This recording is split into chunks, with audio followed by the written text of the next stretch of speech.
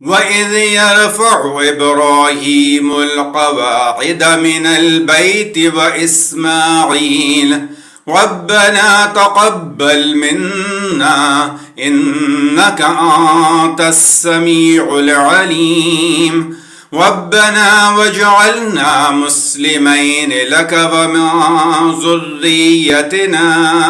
أمة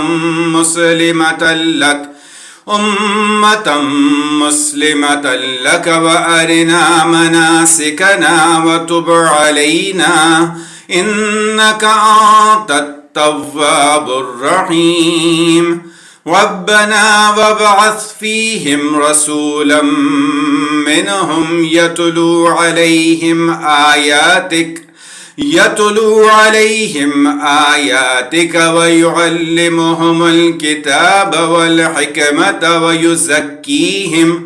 إنك أنت العزيز الحكيم